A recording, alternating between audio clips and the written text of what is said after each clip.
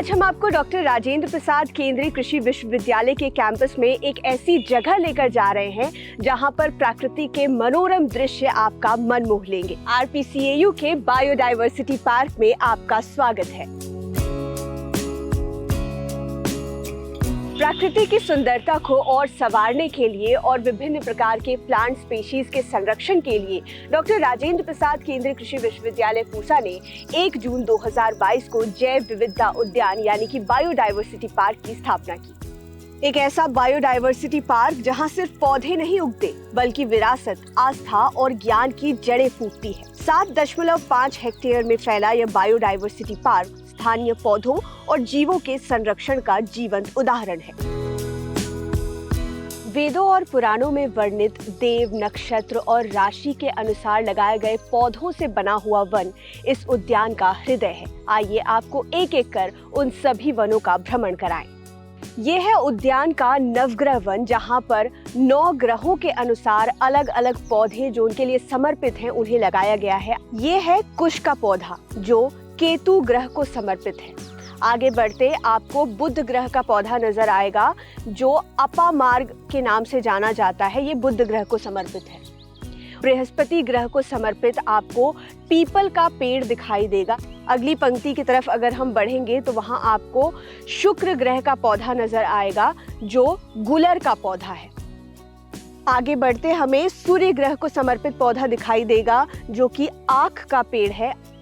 शनि ग्रह का पौधा जो शमी के पौधे के साथ इसे लगाया गया है। शमी का पौधा जो है वो शनि ग्रह को समर्पित किया गया है। आगे बढ़ने के बाद आपको चंद्र ग्रह को समर्पित पलाश का पेड़ दिखाई देगा। खादिर या फिर खैर कहे जाने वाले पेड़ को समर्पित किया गया है मंगल ग्रह को। इसके बाद अंत में राहु ग्रह को दूब या फिर दुर्वा का जो पौधा होता है वो समर्पित किया गया है। यह है राशि वन, जहां पर 12 विभिन्न राशियों का प्रतिनिधित्व करने वाले अलग अलग पौधों को लगाया गया है। आइए आपको दिखाते हैं कि कौन सा पौधा कौन सी राशि का प्रतिनिधित्व करता है। उस कोने से अगर हम शुरू करें तो मकर राशि का प्रतिनिधित्व शीशम का पेड़ कर रहा है। शीशम का पेड़ मकर राशि का प्रतिनिधित्व करता है। इसके अलावे वृषभ राशि के लिए सप्तपर्णी के पेड़ को लगाया गया है। कन्या राशि के लिए आम के पेड़ को लगाया गया है। आगे कुंभ राशि के लिए शमी या फिर खेजड़ी का पेड़ जिसे कहते हैं उसे लगाया गया है।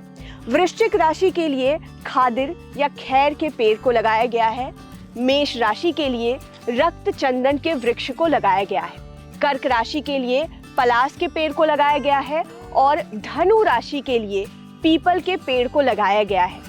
आगे अगर हम बढ़ेंगे तो आपको दिखाई देगा जामुन का पेड़ जो कि सिंह राशि के लिए लगाया गया है। इसके अलावा तुला राशि के लिए मोलश्री के पेड़ को यहाँ पर लगाया गया है। मिथुन राशि के लिए कटहल के पेड़ को लगाया गया है और मीन राशि के लिए बरगद के पेड़ को लगाया गया है। तो ये कुल मिलाकर 12 पेड़ हैं जो 12 राशियों का प्रतिनिधित्व कर रहे हैं राशि वन में।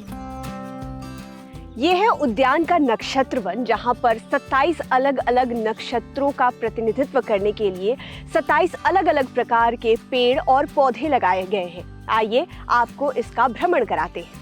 शतभिषा नक्षत्र के लिए कदम का पेड़ लगाया गया है। धनिष्ठा नक्षत्र के लिए शमी या खेजड़ी का पेड़ है। श्रवण नक्षत्र के लिए सीता अशोक का पेड़ यहाँ लगाया गया है। उत्तराषाढ़ा नक्षत्र के लिए कटहल का पेड़ है। पूर्वाषाढ़ा नक्षत्र के लिए बेंत के पेड़ को लगाया गया है। मूल नक्षत्र के लिए अमलतास का पेड़ है। ज्येष्ठा नक्षत्र के लिए सेमल का पेड़ है। अनुराधा नक्षत्र के लिए मोलश्री के पेड़ को लगाया गया है। विशाखा नक्षत्र के लिए परिजात के पेड़ को यहाँ पर लगाया गया है। स्वाति नक्षत्र का प्रतिनिधित्व अर्जुन का पेड़ कर रहा है।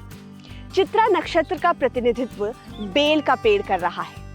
हस्त नक्षत्र का प्रतिनिधित्व चमेली का पेड़ कर रहा है।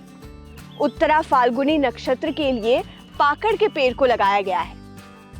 पूर्वा फाल्गुनी नक्षत्र के लिए पलास, मधा नक्षत्र के लिए बरगद, आश्लेषा नक्षत्र के लिए नागकेसर, पुष्य नक्षत्र के लिए पीपल, पुनवर्षु नक्षत्र के लिए बांस, आद्र नक्षत्र के लिए अगखुड़, मृगशिरा नक्षत्र के लिए खादिर या खैर का पेड़, रोहिणी नक्षत्र के लिए जामुन का पेड़, कृतिका नक्षत्र के लिए गुलर का पेड़, भरणी नक्षत्र के लिए आंवले का पेड़, अश्विनी नक्षत्र के लिए कुचिला का पेड़, रेवती नक्षत्र के लिए महुआ का पेड़, उत्तरा भाद्रपद नक्षत्र के लिए नीम का पेड़ और पूर्णा भाद्रपद नक्षत्र के लिए आम का पेड़ इस नक्षत्र वन में लगाया गया है।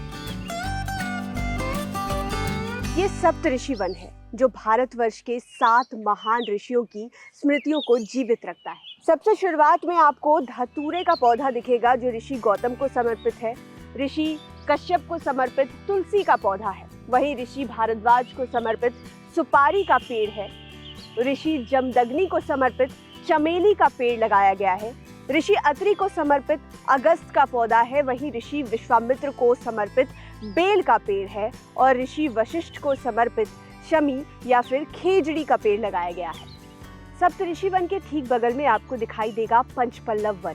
पंचपल्लव वही है जिसे धार्मिक अनुष्ठानों में उपयोग में लाया जाता है और हिंदू पूजा पाठ में पंचपल्लव का महत्व बहुत ज्यादा है। सबसे पहले आपको दिखाई देगा पाकड़ का पल्लव, आगे बढ़ेंगे तो गुलर का पल्लव, फिर आम का पल्लव, बरगद का पल्लव और अंत में पीपल का पल्लव दिखाई देगा। तो ये पंचपल्लव वन है। वहीं आगे बढ़ते आपको दिखाई देगा पंचवटी वन।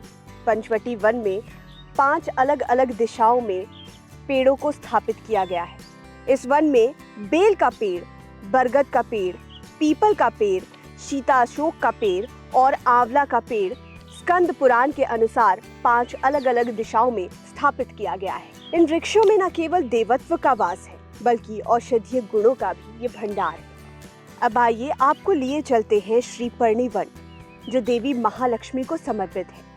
गम्हार के वृक्षों से बना श्री का आकार चारों ओर स्वस्तिक चिन्हों से घिरा हुआ है जो समृद्धि, धन और वैभव का प्रतीक है। उद्यान का अगला भाग है शिव पंचायत जो भगवान भोलेनाथ को समर्पित है और इस उद्यान में सारे पौधे ऐसे लगाए गए हैं जो भगवान शिव को बहुत प्रिय है। भगवान शिव को प्रिय पेड़ पौधों में आपको सबसे पहले दिखाई देगा धतूरे का वृक्ष, फिर बेर का वृक्ष और सफेद चंदन।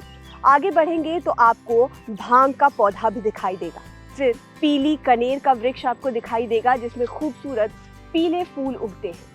आगे बढ़ेंगे तो रुद्राक्ष का पेड़ दिखाई देगा और उसके आगे आपको बेल का पेड़ दिखाई देगा और अंत में आपको अकवन का भी एक पेड़ दिखाई देगा। तो ये सारे पेड़ और पौधे भगवान शिव को समर्पित किए गए हैं। बिहार कई महापुरुषों की धरती है, उनमें से भगवान महावीर एक है। बिहार भगवान महावीर की भी जन्मभूमि है। इसी भावना से जैन धर्म के 24 तीर्थंकरों का प्रतिनिधित्व करते 24 वृक्ष तीर्थंकर वन में लगाए गए हैं। यहाँ खास तौर पर साल का वृक्ष भगवान महावीर का प्रतीक है। आप किसी भी पार्क में जाएंगे तो आपको आमतौर पर पेड़ पौधे सुंदर सुंदर फूल दिखाई देंगे, लेकिन आपको इस उद्यान में, इस बायोडायवर्सिटी पार्क में एक कैक्टस घर नजर आएगा जहां पर अलग अलग प्रकार के मरुस्थलीय पौधे आपको देखने को मिलेंगे जिन्हें आप आम भाषा में कैक्टस कहते हैं। कैक्टस की विभिन्न प्रजातियां आपको यहाँ पर देखने को मिलेंगी। जैव विविधता उद्यान की सुंदरता को और निखारते हैं यहाँ के जलीय तालाब, जहाँ एक तालाब में तिलापिया मछलियों का पालन, दूसरे तालाब में बत्तखों का पालन और एक तालाब में नौकायान यानी कि बोटिंग की सुविधा दी गई है। खूबसूरत लकड़ी का पुल और उसके नीचे तैरती मछलियाँ इस सौंदर्य को और जीवंत कर देती हैं। ये है जैव विविधता उद्यान का एक और हिस्सा जिसे हम तितली उद्यान या फिर बटरफ्लाई गार्डन कहते हैं। आप मेरे इर्द गिर्द घूम रही विभिन्न प्रकार और विभिन्न प्रजातियों की तितलियों को देख पा रहे होंगे। इस गार्डन को उसी तरह से डिजाइन किया गया है, ऐसे पौधे रोपित किए गए हैं जिससे विभिन्न प्रजातियों की तितलियां उससे आकर्षित हो और उद्यान में अलग अलग प्रजातियों की आपको हजारों तितलियां देखने को मिलेंगी। ये उद्यान न केवल पौधों और पेड़ों के संरक्षण के लिए बल्कि शिक्षकों, विद्यार्थियों और शोधकर्ताओं के लिए एक जीवंत प्रयोगशाला बन चुका है। हर दिन सुबह 7 बजे से लेकर शाम के 5 बजे तक ये उद्यान खुला रहता है। सामान्य शुल्क पर आप टिकट यहाँ पर आकर खरीद सकते हैं और अगर आप भविष्य में पूसा आने का प्लान कर रहे हैं, विश्वविद्यालय घूमने का या फिर किसी काम से विश्वविद्यालय आने की सोच रहे हैं, तो इस बायोडायवर्सिटी पार्क में ज़रूर से ज़रूर आएं।